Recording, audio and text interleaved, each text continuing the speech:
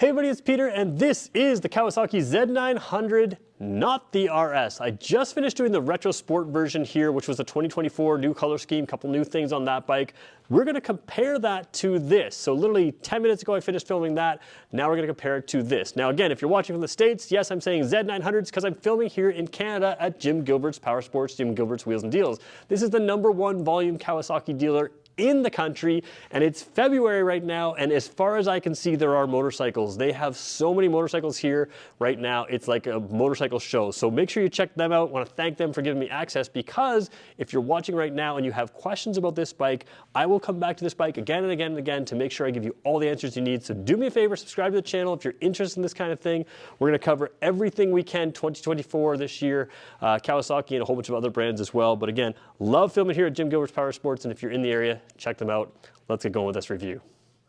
So before we get going on the details of this vehicle, and again, I will cover the details, that's what I do, let's just place this in the class. First of all, naked bikes are basically sport bikes with an upright, more comfortable seating position. We're going to show you the seating position in just a second here. What's interesting is Kawasaki also makes the retro sport version. If this styling isn't yours, you want more classic styling, that's the one to go for. But there are some key differences, and we're going to talk about those in this video. We talked about them in that video. We're going to talk about pros and cons with this.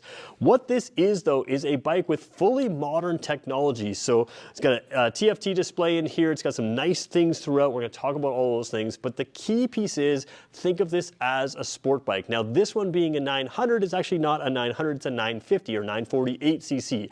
4-cylinder bike, and it is designed a little bit more like a sport bike engine. So horsepower ratings aren't given by Kawasaki, but the rumor is, depending on where you look online, about 127-ish horsepower. Now that's not wheel horsepower. Some people measure wheel horsepower, but for comparison purposes, around 127 or so horsepower on this. The Z900 RS is rated a little bit lower for peak horsepower, but has the torque moved around on that bike. So what you get is that true sport bike high-end kind of rush with this, where you build power right up to the top of the revs while still having good torque. And that's one of the reasons to go with a 900 over a 600. The 600 is the 2-cylinder engine. Once you move into that 4-cylinder engine, you can build power and build power and build power with revs, and this thing is substantial. The other thing this thing's pretty good at is wheelies. If you want to do a wheelie, it's pretty fun. Now, it does have traction control. It can keep the wheel on the ground if you don't want to do stuff like that, so we'll talk about all that. Let's get going through this bike, component by component, front to rear, and back around to the dash to talk about what makes it special. All right, so having moved from the Z900 RS to this Z900, you have a few things that are kind of a mixed bag here. Now, the Z900 RS is very well equipped out front from sporty components. So we'll talk about what's better here and what's better on that one. This one has the Road Sport 2 tires. This is a step up from what you get on the RS model. This is a grippier tire. What you don't have on this one is, this one does not have adjustable suspension, and it does not have the radial mount calipers. Now, again, radial mount calipers are available on this in the SE model, where you can get the actual Brembo radial mount calipers, so you can upgrade the brakes and you can upgrade the suspension to fully adjustable suspension in that SE model. What this does is give you tremendous stopping power, really good upside down forks here that, although they're not adjustable, they're very well tuned. And for most people, if you're not familiar with adjusting your forks or that kind of thing, and you just want really good brakes, you don't need the bling of the brand name, you have everything you need. Switching up to the Brembo brakes on the SE is going to be a nice track addition, as they can just sort of really handle the heat in a way that road bikes aren't going to have to deal with. But what you have here is, it's kind of rare still on the Kawasaki lineup. They're moving away from these pedal style discs, so you still have the pedal style discs, the sort of floating disc, dual discs, still have ABS brakes in here, but you really have kind of value here in that you get all of the stopping power you need, all the suspension that you would need on a bike like this, without going to really high-end components, brand name stuff, which keeps the price of this bike in line and really allows you to enjoy what this bike is really made from, what the heart of this bike is, which is the engine. Let's talk about that right now. So again, when you look at the price point of this bike, what you're getting is really good value, and it comes down to right here. If it didn't have such a good engine, maybe it wouldn't be the value that you want, but what you have is a 4-cylinder 948cc engine, and it's tuned and set up differently than the RS model. So the RS model has less peak horsepower than this, which gives it a little bit different torque down low. But again, if you want your power up top, it's okay to have your torque up higher, which means that you can rev this out and continue to build all kinds of power. We talked about that already, but there are other key differences as well. These RS model has a lower first gear and a taller sixth gear. So that lower first gear is going to give that peppiness off the line. This one still has a lot of pep off the line. You can still kind of drive it, but it's going to allow you to get a little faster into first gear. You're not going to have to shift out of first gear as quickly.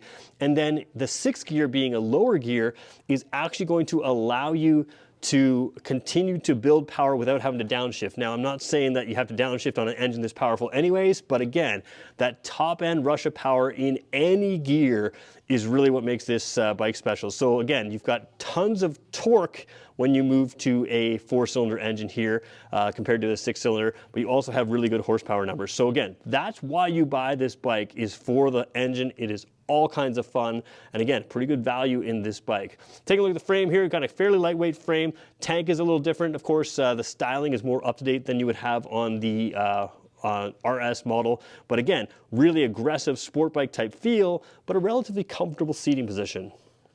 So seating position is really important on a naked bike. On the back here, you still have that race bike style rear seat. You can take a rear passenger here. Honestly, if you're regularly taking a rear passenger and you want a bike in this class, just get the RS model. That has a little bit better back seat. What this is good for is taking a tank bag, or tail bag, excuse me, something like that, clips into here.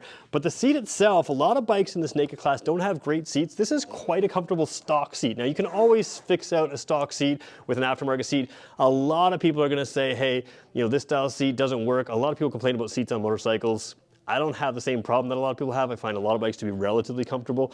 What you do have is a little bit of room to move around. So you can kind of tuck way back on this seat where it is quite wide and tuck in. The tank shape here is very sort of super bike-like. So if you want to get really leaned in right down to that tank for the aerodynamic purposes, whether you're driving on a track, whether you're just kind of lowering your center of gravity for driving, you can get really aggressive on that and really feel one with the bike, a little bit more so than the Retro Sport version. The other thing that's nice is your legs here, because the tank isn't designed purely for that retro style, that teardrop kind of tank, you do have the nice kind of cutouts for your legs. So it's still a fairly wide bike because you got 4 cylinders across there. It's an inline 4-cylinder. You still have that legs kind of tucked in, and you've kind of got you can kind of brace your leg up against the top here if you're really tall, or if you just want to kind of pull that bike over. So you've got better leg positioning here for aggressive riding than you would on the Retro Sport, that RS model. Overall, I'm also leaned a tiny bit more forward than on the RS model, probably similar to the Cafe model. But again, very comfortable, very sport bike comfortable. You're not super sport down here, you're way, way up. You've got different style, sort of the, you know, I don't even know the shape here, not the round mirrors, but they do have good width to them. So that's gonna really allow you to see past your elbows and stuff like that. So very comfortable riding position because it has no real windshield. The lean forward at any kind of speed, that weight is going to hold you up. There's not going to be any wind disturbance or buffeting without that windshield there. So that little bit forward lean is kind of eliminated as soon as you get going a little bit quick anyways. If you do want some wind protection, you do have the ability to sort of go aftermarket, even maybe Kawasaki, but certainly aftermarket to bolt on and move up a little higher, get some wind protection. But this still allows a full tuck. So comfortable seating position, especially for a naked bike, easily reaching the ground. I'm about 6 feet tall. I don't remember my exact inseam. Seat narrows nicely at the front, so it's quite easy to hit the ground here. For a 4-cylinder big bike, nearly a liter bike, doesn't feel that heavy at all. Very manageable, very comfortable seating position there. We're gonna take a look at a number of components here. First of all, you do have the nice rubber pads here to kill vibrations. To be very honest, you don't really have a lot of vibration. This is such a smooth engine. You've got the feelers on the bottom there, and you've also got a little bit of weight on the bottom there. I don't know if you can see that. Yeah, a little bit of a weight there. So all of this is designed to kill vibrations. When you start with a 4-cylinder engine that's as smooth as this, you really don't have to worry too much about vibrations, but you do have rubber pads with the weight there. So it's just such a smooth feeling bike overall. Rear passengers, they're not so lucky. They don't have any rubber mounts or anything there, but you obviously can take them. Moving up a little bit, you do see the horizontal backlink rear suspension. Now again, if you move up to the SE model, you can get this as an Olin shock. It's gonna have a remote preload adjustment. This is still preload adjustable, but most people are probably not gonna touch it that much. But again, the overall positioning of this is very sport bike. Let's just go fully wide angle for a second. You can kind of see where it's moved in. Moved well forward, tucked in, away from the exhaust, so it's not affected by the heat.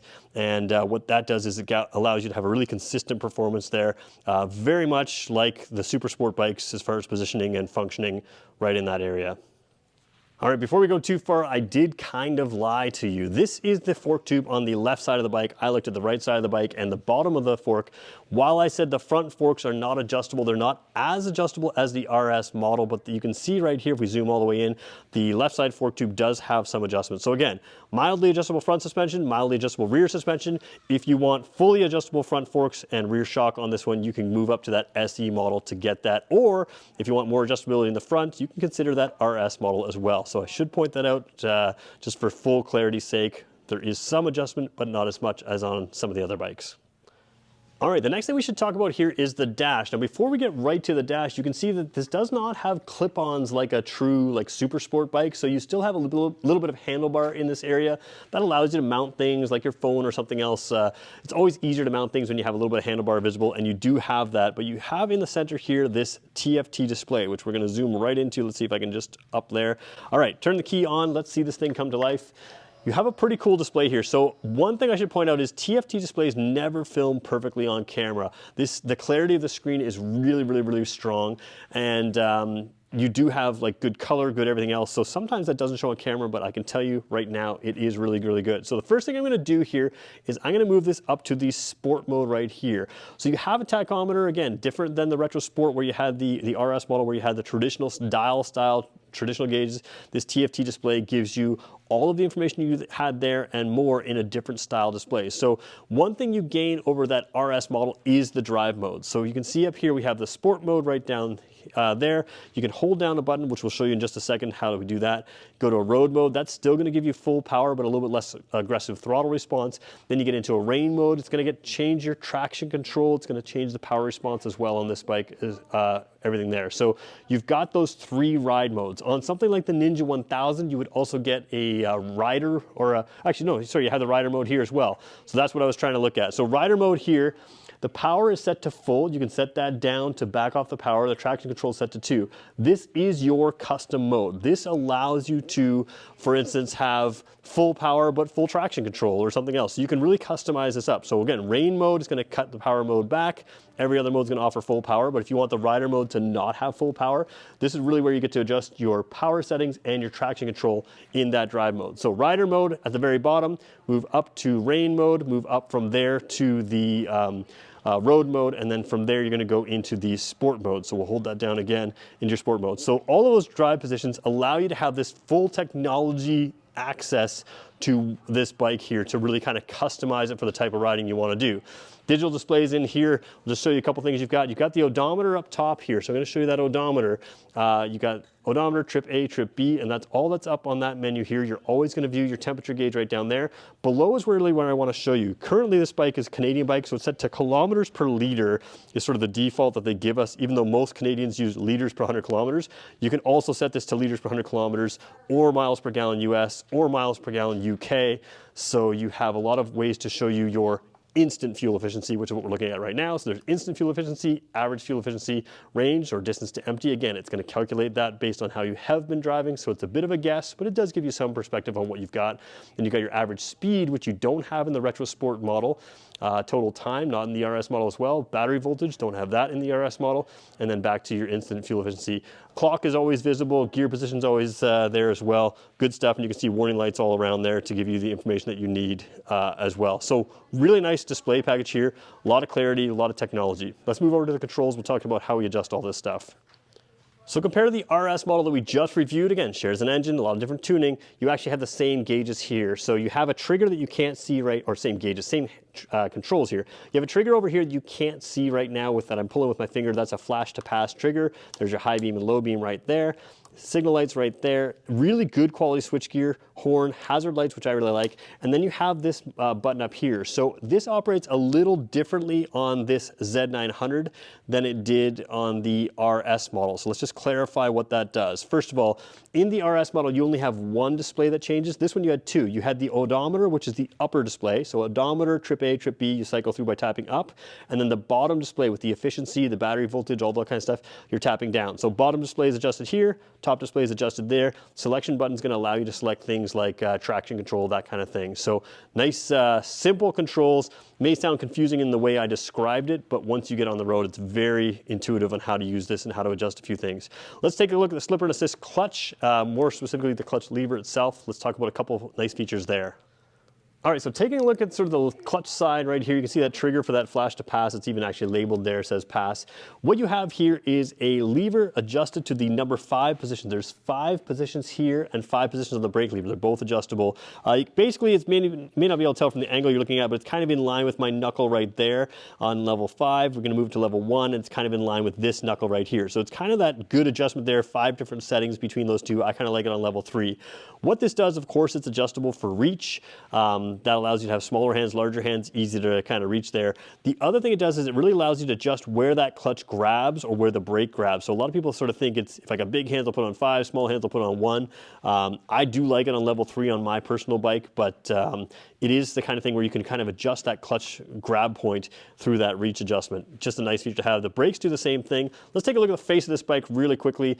Talk about one little complaint I have about this bike, and then we'll move through and continue on.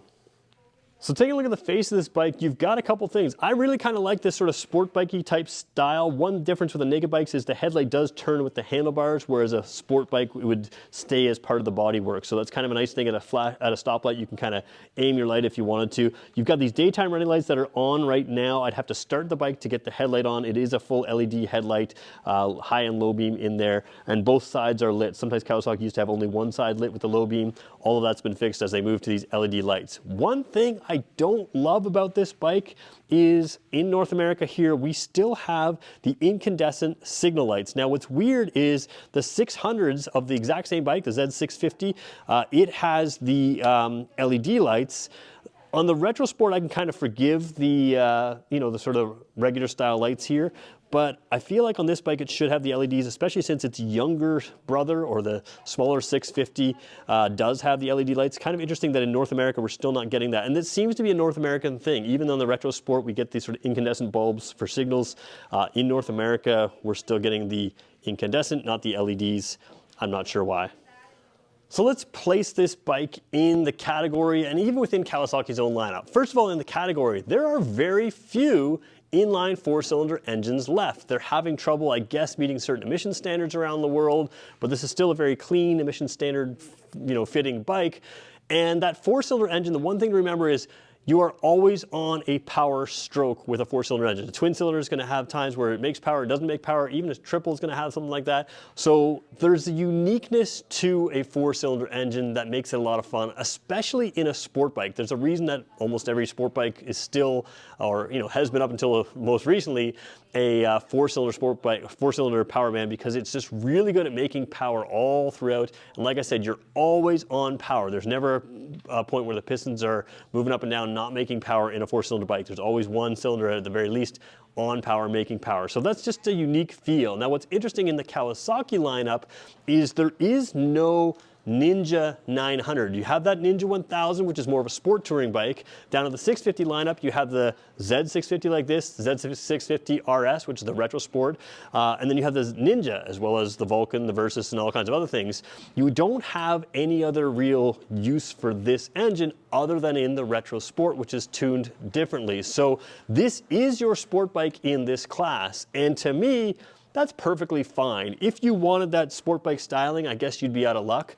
But what you get here is a perfectly usable sport bike that you could take to the track, especially in that SE model with upgraded brakes and Olin suspension. You're going to be very competitive with that bike. But you also have in this trim that road-friendly, track-capable bike as is, that also is a little bit more comfortable than a sport bike, and it still has pretty aggressive kind of sport bike-like styling in this. So where does this fit?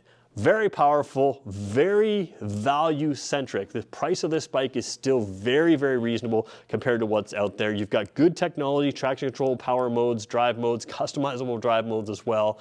Really the only thing that's not fully modern is for some reason in North America we're not getting those LED signal lights on this model, even though we get it on the 650. But this is a fully modern bike.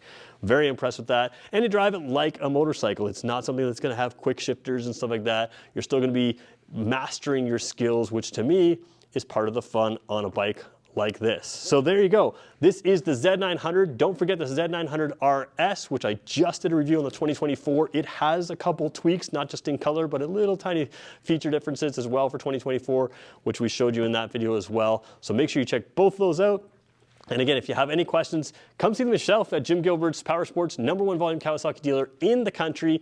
And if you can't come down here, maybe you don't live around here and you have questions, subscribe to the channel, ask me in the comment section, because I get to come back to these bikes again and again. I have full access to the entire lineup here at Jim Gilbert's. So if you have questions, let me know. We'll get to it in the questions, or we'll get to it in the comments. We'll also make more videos just for you. Thanks everybody for watching. We'll catch you in the next one.